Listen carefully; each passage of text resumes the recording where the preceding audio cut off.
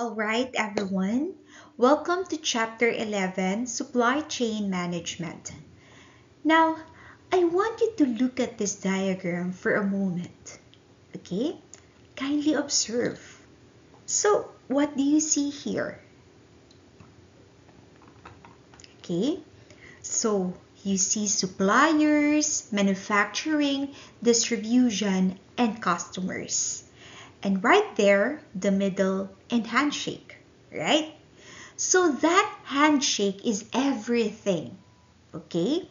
Because here is what I want you to understand from the very beginning of today's discussion.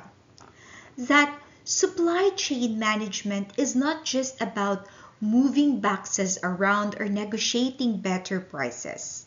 It is about relationships. It is about trust. It is about coordination between completely different organizations that somehow need to work together like a symphony orchestra. So I want you to think about this for a second. When you bought your coffee this morning, okay, or that shirt you are wearing right now, or even the phone in your pocket, that simple, complex dance involving farmers, manufacturers, distributors, retailers, and countless other players all around the world. And here is the kicker. Most customers have no idea this complexity even exists. They just want their product when they want it at the right price with very good quality. Okay? Sounds simple enough, right? Well, as we are going to discover today, it is anything but simple. In fact, companies today are not really competing against other companies anymore. They are competing supply chain versus supply chain. And the companies that master this, they do not just survive. They dominate their markets. So, let us dive in and see how the best organizations in the world make this magic happen. So now, before we dive into the deep end, let us talk about what you are going to walk away with today. So these are not just academic exercises.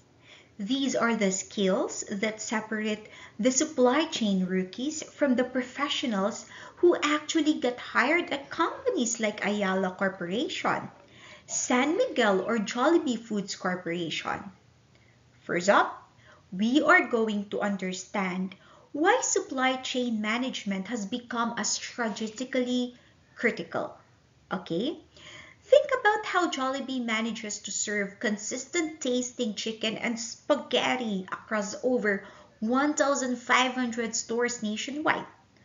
Or how SM Retail ensures thousands of products are available across hundreds of malls. When you understand this, you will see why top Filipino companies are now paying supply chain managers executive level salaries. Second, we will explore 6 different sourcing strategies. Here is a question for you. Should Philippine companies manufacture everything locally or source from international suppliers? What do you think? Well, remember, during the pandemic, we couldn't get face masks because most were sourced from China. Remember that? We will see why companies like Unilever Philippines and Nestle use different strategies for different products. And third, we will dive into the real world challenges that keep supply chain managers up at night here in the Philippines. Think about Metro Manila traffic that can delay deliveries by hours, typhoons that disrupt operations, or the rolling brownouts in Mindanao that affect manufacturing schedules. And the fourth one, supplier selection. This is not just about finding the cheapest supplier in Divisoria or Binondo. We are talking about the systematic process that companies like Mercury Drug use to select pharmaceutical suppliers, or how Robinson's Retail chooses vendors for their supermarkets. And the fifth one, the logistics management. Have you ever wondered how Coca-Cola gets their products to remote barangays like in Palawan? Or how to Go and LBZ manage deliveries across our 7,641 islands? Or why a Grab delivery can reach you in 30 minutes during rush hour in Makati? Or even in Davao City? Or in Cebu? And finally, we will crunch some numbers, okay? You will learn inventory calculations used by managers at major Filipino retailers like Pure Gold, Shopwise, and Landmark. These formulas might look simple, okay? But they represent millions of pesos in real business decisions. And by the end of today, you will understand why supply chain management has become the ultimate competitive weapon for both local champions like bench and international companies operating here in the Philippines. Okay, so are you ready to see the best companies make this happen? Let's go. All right, let us start with our first learning objective, understanding why supply chains have become so strategically important. Now, I want you to think about this for a moment. Look at this first point on your screen, okay? It determines how efficiently a company can get materials, make products, and deliver them to customers. Sounds straightforward, right? But let me give you a real example from here in the Philippines. Think about Goldilocks. They have over 600 stores nationwide. Every single day, they need fresh ingredients, those flour, eggs, butter delivered to their commissaries, then fresh cakes and pastries distributed to every store before opening time. Miss one step in that chain, and the customers in Cebu or Davao won't have their favorite ensaymada or for merienda. Now, here is where it gets really interesting. That second point you see on your screen right now about competitive advantage. So during the early days of the pandemic, remember how some grocery stores were always out of stock while others like SM Markets and Robinson Supermarket or Gmall seemed to keep their shelves full? Well, that wasn't luck. That was superior supply chain management. Now, here is what most people do not realize. Jollibee didn't become the #1 fast food chain in the Philippines just because of the great tasting burgers. No, it doesn't work that way. They built an incredibly efficient supply chain that could deliver consistent quality and keep costs low enough to compete with McDonald's. So every time you pay 39 pesos for a burger instead of 60 pesos, you are seeing supply chain efficiency in action. And here is the kicker. In today's business world, companies are not really competing against other companies anymore. Yeah? So I actually said a while ago that supply chains are competing against supply chains. Okay? The company with the better supply chain wins, even if their individual products are not necessarily better. That's the reality. So, when we talk about strategic importance, we are talking about survival here. The companies that master this do not just succeed, they dominate their markets. And the ones that don't, well, they become case studies in the business school about what not to do. Okay, so now we get to the really practical stuff.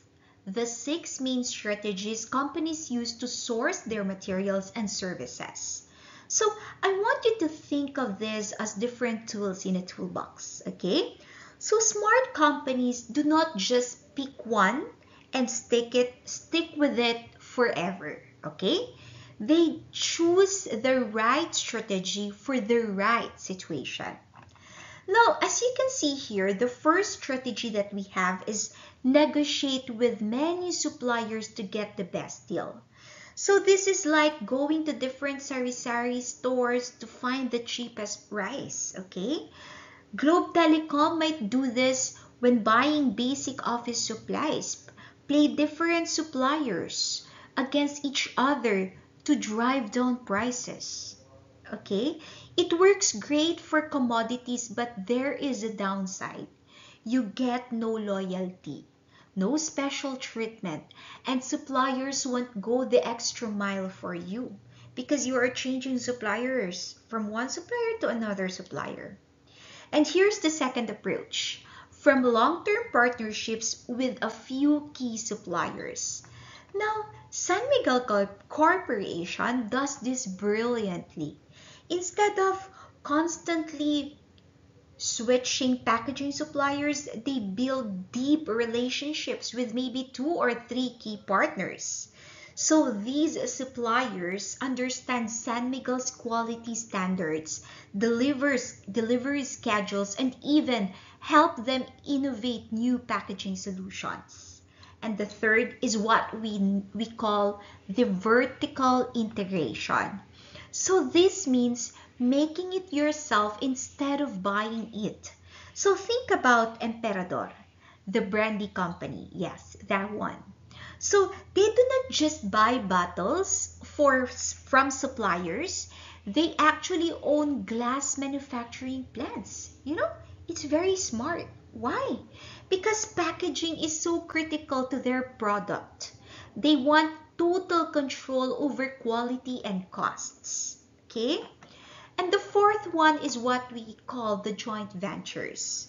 So when Smart and PLDT formed partnerships with international technology companies to build their networks, that is joint ventures in action. So they share the risks and they share the rewards. And the fifth one is the Keiretsu networks. So this is the Japanese model where you create a family of suppliers who all support each other. Just like, for example, Toyota Philippines does this with their local suppliers. So they are not just vendors, they are partners in a network. Okay? And finally, we have virtual companies. Now, I want you to think about how many online businesses operate today. There are plenty. Okay? So they don't own warehouses. They don't manufacture products.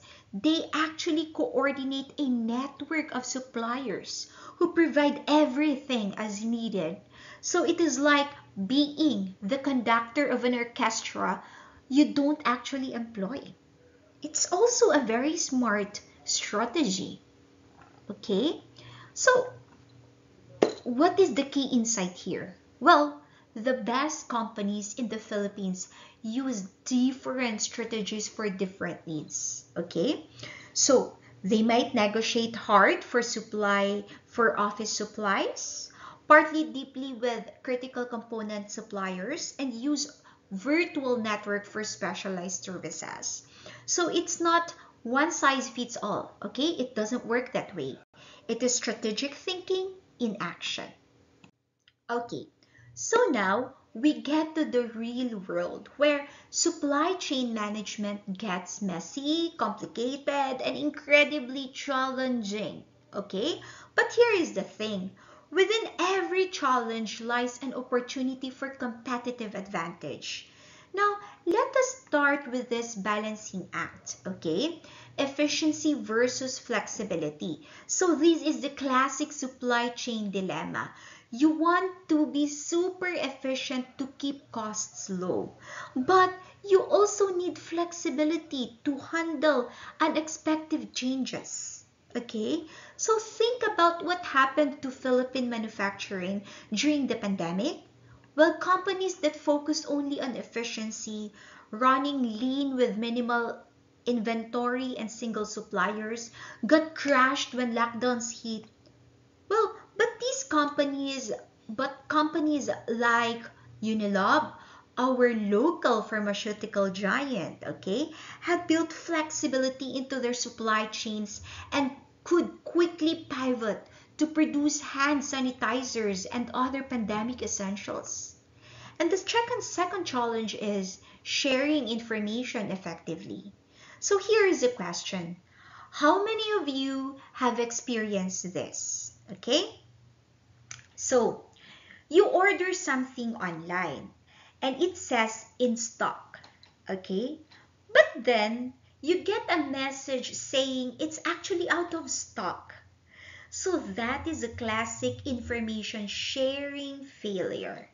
So the retailer system wasn't talking to the supplier system in real time. Okay? So this third point is the holy grail. Okay? Reducing inventory while maintaining service levels. So it sounds impossible, right? How do you stock less but still have what customers want? This is where the magic happens. So look at these opportunities. First, using technology to improve coordination.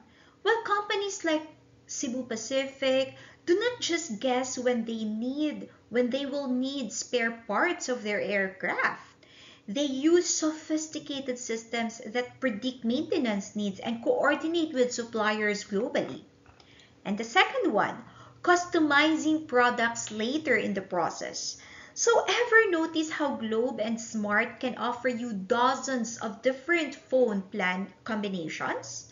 But they don't keep dozens of different SIM cards in inventory. So they customize the plan after you choose it, not before. Okay? And here's the third one, collaborating closely with suppliers on planning and forecasting. So when Jollibee plans to launch a new burger, they do not just place orders with meat suppliers. No, they don't do that. They work together months in advance, sharing sales projections, coordinating production schedules, and even jointly developing new ingredients.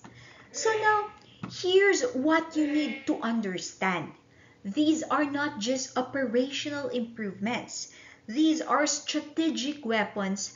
The companies that solve these challenges do not just reduce costs, okay? So they create customer experiences that competitors actually cannot match.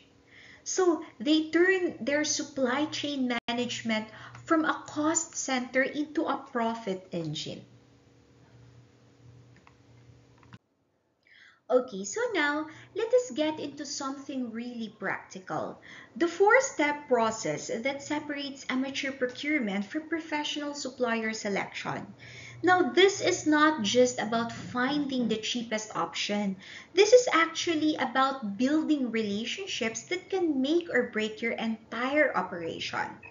Now, let us look at this step one. Step one, you have to evaluate potential suppliers. So you do not just look at their price lists, okay? That's not how it works. When SM Investments evaluate suppliers for their malls, they actually investigate everything. So they investigate the financial stability, the production capacity, quality systems, and even management competence. Now, like for example, can this supplier handle our volume? SM asks those things. So will they still be in business next year? Because if they will stop, of course, SM will also be affected. Do they have backup plans when things go wrong? So I want you to think about it this way. Now, during Typhoon Odette in 2021, okay, some suppliers completely shut down operations for weeks. So the smart companies had already evaluated which supplier had disaster recovery plans and which ones didn't. So the step two here is you have to help develop suppliers' capabilities. So this is where it gets very interesting. Instead of just demanding what you want, you actually help suppliers get better. So just like, for example, Toyota Philippines, okay? Toyota is very famous for this. They do not just buy parts from local suppliers, they send engineers to help these suppliers improve their processes, upgrade their equipment, and even train their workers. So why? Maybe you're asking right now while you're listening, why would they do that? Well, they do that because a better supplier means better products. Okay? So more reliable delivery and often lower costs in the long run. And the step 3 is negotiate terms and prices. But here is what most people get wrong. Negotiation is not just about beating down the price. It doesn't work that way. When Ayala Land negotiates with construction suppliers, they are actually negotiating delivery schedules, quality standards, payment terms, even sustainability requirements. So the companies that focus only on price often end up with the most expensive problems later. Okay? And finally, we create contracts and agreements. So this is not just paperwork, okay? This is where you define the relationship. What happens if there's a quality problem? You ask those questions. Who is responsible if deliveries are late? How do you handle price changes? Okay, that must be included in your contracts and agreements.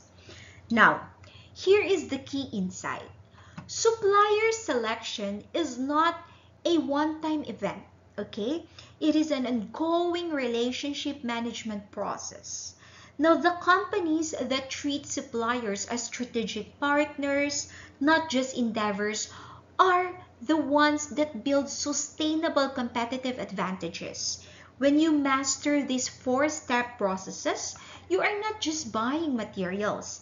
You are actually building a network of partners that can help your company succeed in ways you never imagined. Okay, so now we move into logistics management, the part of supply chain that is all about moving things from point A to point B. Okay? So, but as you will see, it is way more complex than just shipping boxes around. Okay? So the first issue here is choosing the best transportation methods. Now, in the Philippines, this gets really interesting because of our geography. Have you ever imagined you are managing logistics for Coca-Cola? How do you get products from your Manila plant to stores in Bohol? Or from your Davao plant to stores in say Tagum, Panabo, Digos, Kidapawan? Have you ever thought of that? Well, you could use trucks and ferries. Cheaper but slower. Or you could use air freight, faster but very expensive. Well, what about a combination? Smart logistics managers use different methods for different situations. Now, high value, time sensitive items like medicines might go by air, but commodities like rice might go by ship. And emergency restocking during peak season might require a mix of both. Okay? Now, the second challenge is managing warehouses effectively. So this is not just about storage space. When Shopee or Lazada decides where to put their fulfillment centers, they're actually solving complex puzzles here. Too few warehouses and your customers wait too long for deliveries. Too many warehouses and your costs will explode. Okay? So during the pandemic, companies that had flexible warehouse networks could adapt quickly. So those with rigid setups couldn't handle the sudden surge in online shopping. Now, the third issue here is optimizing distribution networks. So here is where math meets reality. Okay. How many distribution centers should Mercury Drug have? Where should they be located? Should each store get direct deliveries, or should products flow through regional hubs first? Now get this right and customers get their medicines quickly at reasonable prices. But if you get it wrong and either your costs spiral out of control or customers cannot find what they need when they need it. Okay? And finally, this is the big decision. Should you outsource logistics or handle it yourself? When you order from Grab Food, well, Grab doesn't cook your meal, right? But they do handle the delivery logistics. Well, that is their core competence. Okay? But when San Miguel delivers beer, they often use their own trucks because distribution is so critical to their business model. Okay? So, here's what makes logistics management fascinating. Every decision involves trade-offs. So faster usually means more expensive. More reliable often means less flexible. The companies that master these trade-offs do not just move products efficiently. They create customer experiences that competitors struggle to match.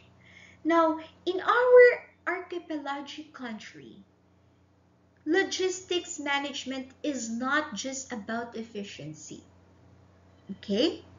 It is about connecting markets and making products accessible across thousands of islands. Then, when you master this, you can make any business model work in the Philippines. Okay, so now we get to the numbers, okay? So the metrics that every operations manager needs to master. So these are not just accounting formulas, okay? These are diagnostic tools that tell you whether your supply chain is healthy or your money is depleting, okay? So now, let us start with percentage of assets in inventory. So this formula that you see on your screen right now tells us how much our company's total value is tied up in stuff sitting in warehouses. Now look at this calculation. You take your average inventory value, divide by total assets, and will multiply it by 100. So here is why this actually matters.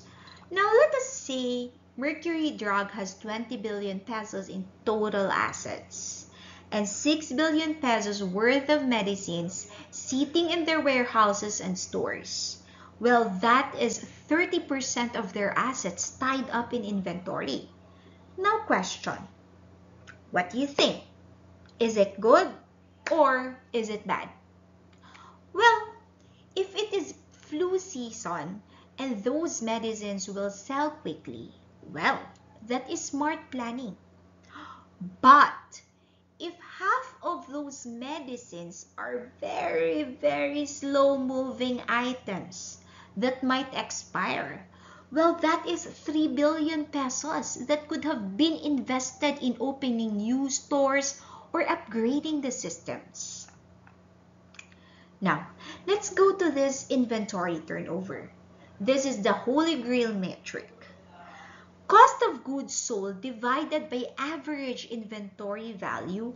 This tells you how many times per year you are completely selling through your inventory.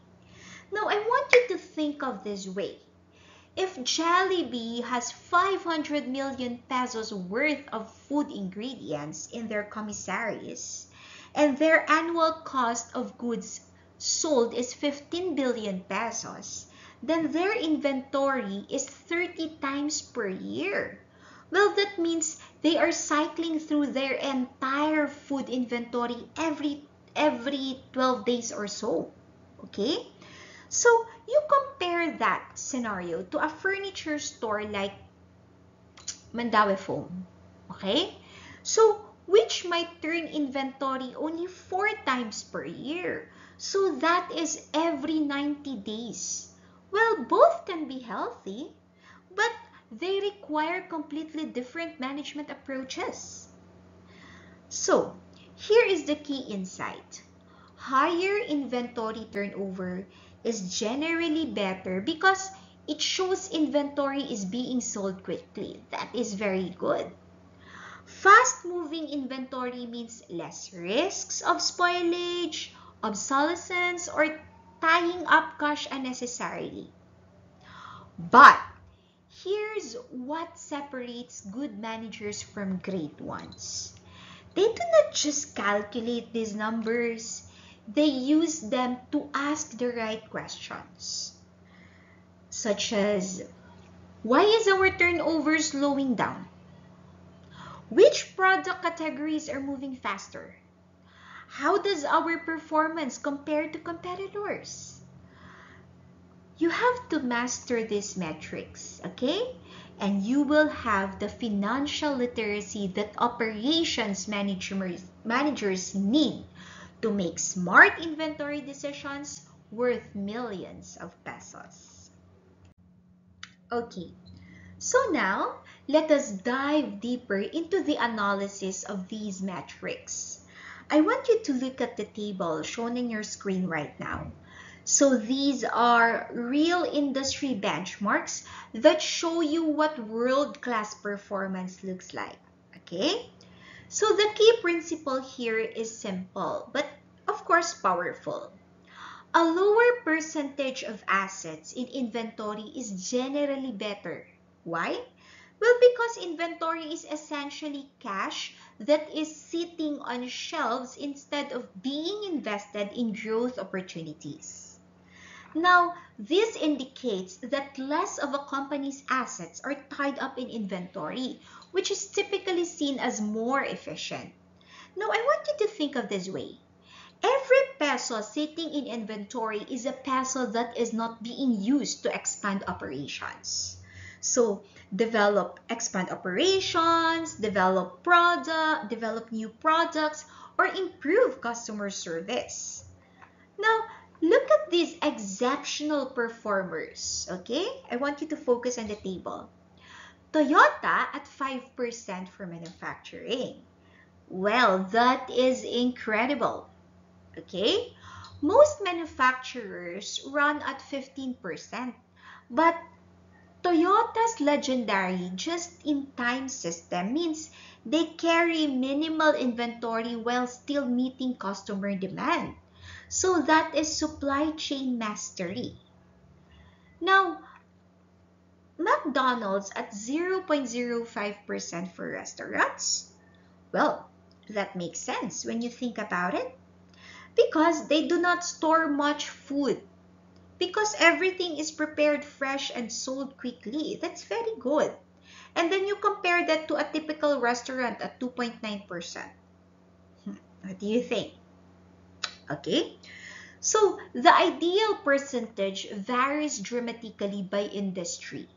So let us break this down with Philippine examples. Okay. Now, for retail, 20 to 30% might be normal. SM department store needs to stock thousands of products across multiple categories. So higher inventory levels make sense. Okay? For manufacturing, 15 to 20% is typical. A company like Mondenisin making biscuits needs raw materials, work in process, and finished goods inventory.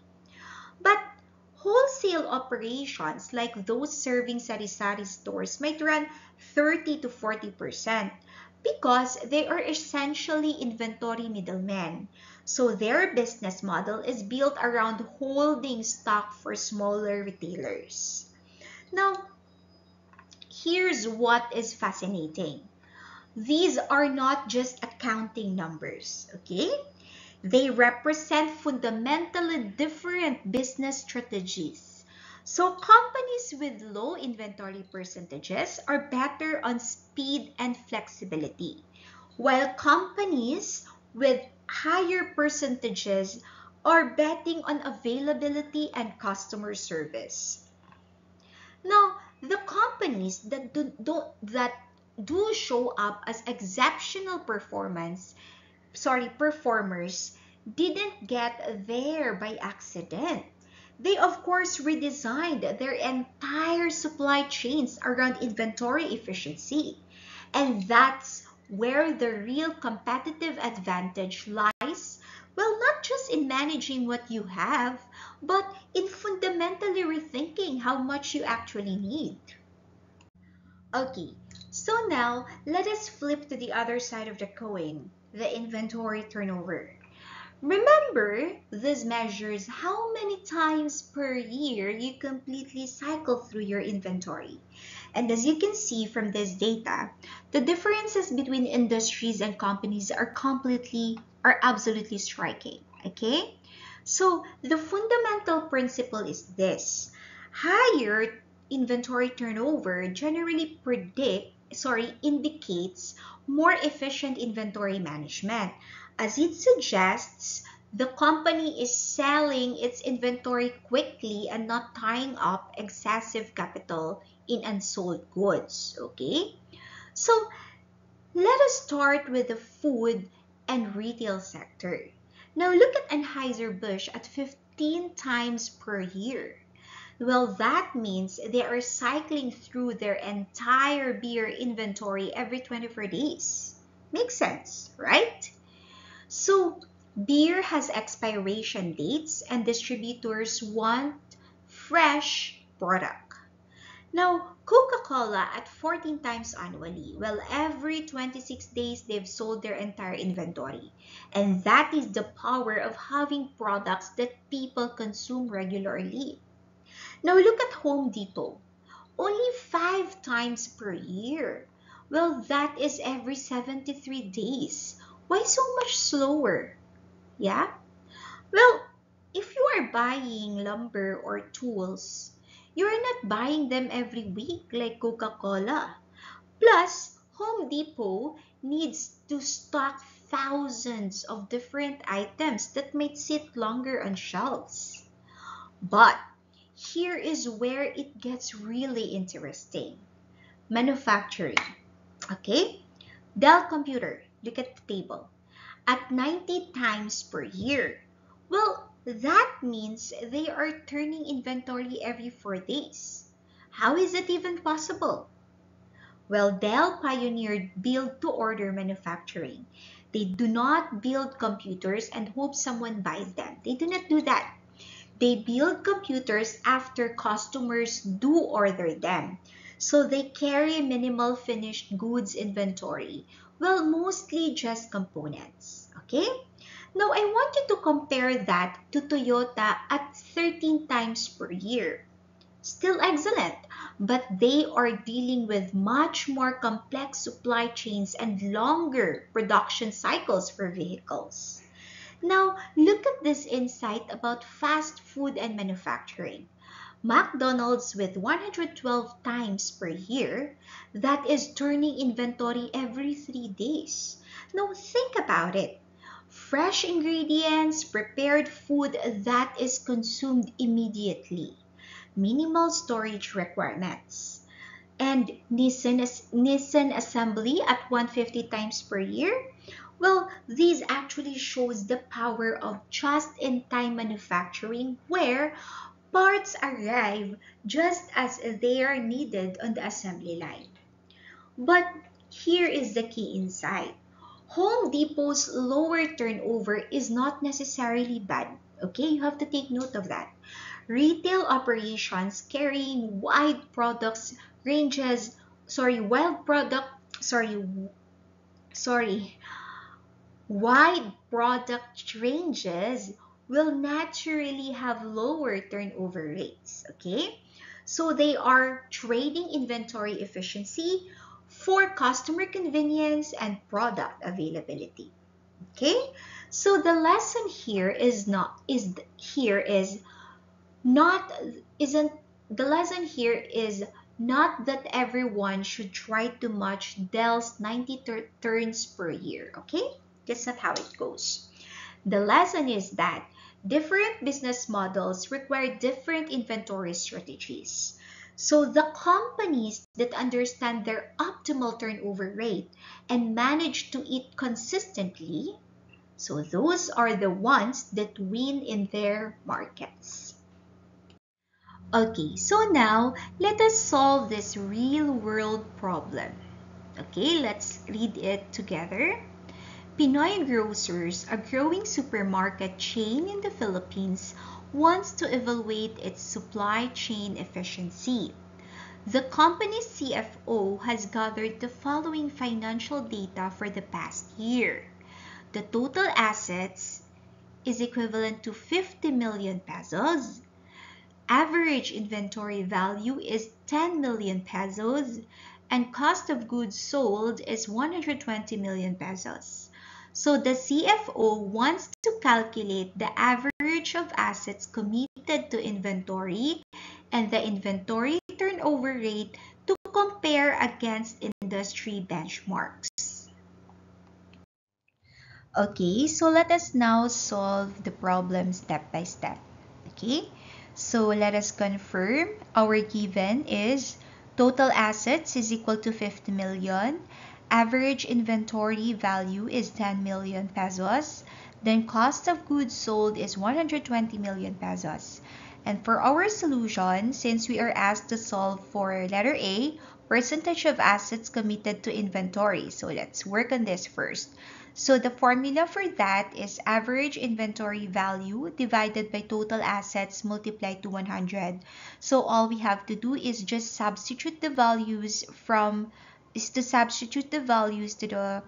substitute the given values, okay, to your equation or to your formula. So that's why we have 10 million pesos divided by 50 million pesos multiplied to 100. So we have now 0.2 multiplied to 100, so that is 20%. Okay, so your percentage of assets committed to inventory is 20%. Now let's go to letter B, which is the inventory turnover. So for the inventory turnover is equal to, the formula is cost of goods sold divided by average inventory value. And then same process, you just have to substitute the given values. So you have 120 million divided by 10 million. So your inventory turnover is 12 times per year. Okay, so now comes the most important part, which is interpreting what these numbers actually mean for the business. So this is where you transition from being a calculator to being a strategic advisor. So let's start with the percentage of assets in inventory. So it says 20% of Pinoy Grocers' assets are tied up in inventory. So what does this tells us? Well, first, this is actually quite good for a supermarket. Remember, our benchmarks showed retail typically runs 20 to 30%. So Pinoy Grocers is on the lean side. So this suggests they are not over investing in slow moving products or carrying excessive safety stock. Okay, so but here is what's really important. This means 80% of their assets are available for other strategic uses. So they could invest in store renovations, new locations, technology upgrades, or marketing campaigns. So that's financial flexibility. And now let's go to the inventory turnover. So it says 12 times per year, which means they're turning over inventory about once a month. So this is actually impressive performance for a grocery chain. Well, you think about what this means operationally. So it means that every 30 days, they have sold through their entire stock and replaced it with fresh products. So for a grocery business, this suggests excellent demand forecasting, effective supplier relationships, and products that customers actually want. Okay? But here is the strategic insight that separates good managers from great ones. These numbers do not exist in isolation. So, a 12 times turnover rate means Pinoy Grocers has minimal risk of spoilage, obsolescence, or markdowns.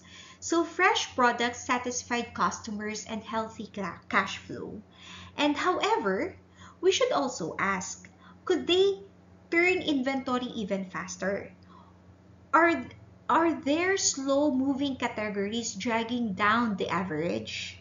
Or are there opportunities to reduce safety stock without risking stockouts? Now, the bottom line is this. Pinoy grocers appear to be managing their supply chain quite efficiently. They are not tying up excessive capital in inventory, and they are moving products quickly. This is the foundation for profitable growth in the retail sector. Okay, so now let us put Pinoy Grocers' performance into proper context by comparing them against industry standards and specific benchmarks, okay? So, looking at the asset percentage more deeply, we calculated 20%. But notice what this slide tells us about the broader retail landscape. So the typical percentage for retail business is around 27%, with Home Depot sitting at 25.7%. So this means Pinoy Grocers is actually outperforming the average retailer by a significant margin. So they're managing to operate with 7 percentage points less capital tied up in inventory than their peers. So in peso terms, that could represent tens of millions in freed up capital that can be deployed elsewhere. Okay? So the inventory turnover comparison is even more revealing. At 12 times per year, Pinoy Grocers is performing at the level of major beverage companies like Anheuser-Busch, yeah, at 15 times and Coca-Cola at 14 times. But here is the crucial insight. They're significantly outpacing highly efficient operations like McDonald's at 112 times or Dell at 90 times, but that's expected given the different business models, okay? So the key observation here is about food items needing to be sold quickly. So these 12 times turnover rate suggests Pinoy Grocers has mastered the critical challenge of grocery retail, balancing product availability with freshness requirements. So what this comprehensive analysis tells us is that Pinoy Grocers is not just doing well, okay? They are demonstrating supply chain excellence that puts them ahead of industry averages. So this level of performance typically translates into better profit margins, lower carrying costs, and stronger cash flow generation. So the real strategic question becomes, how can they leverage this supply chain efficiency as they continue growing? So this performance gives them competitive advantages in pricing, store expansion, and market penetration efficient that their less efficient competitors simply cannot match.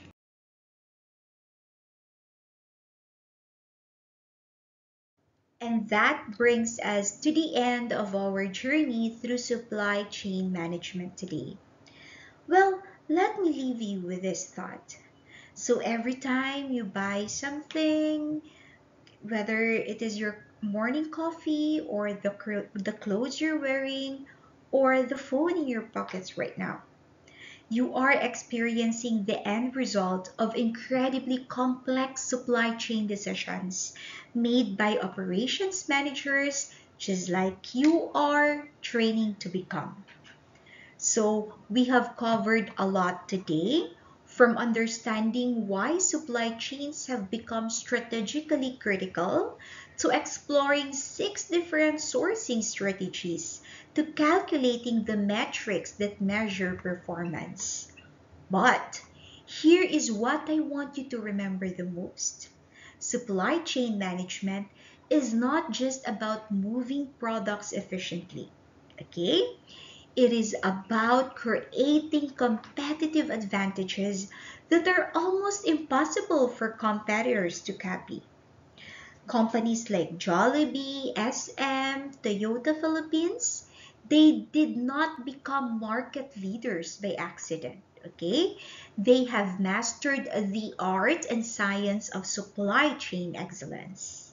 So as you continue your studies and eventually enter the business world, remember that these concepts we discussed today are being applied right now in companies across the Philippines and around the world. So the skills you are developing here will make you valuable to any organization that needs to source materials, manage suppliers, or deliver products to customers. Okay? So until our next class, I want you to start noticing supply chains everywhere you go. When you see a delivery truck, when you shop at the mall, when you order food online, you have to think about all the coordination, planning, and management that made that experience possible. So keep thinking like operations managers. I'll see you next time.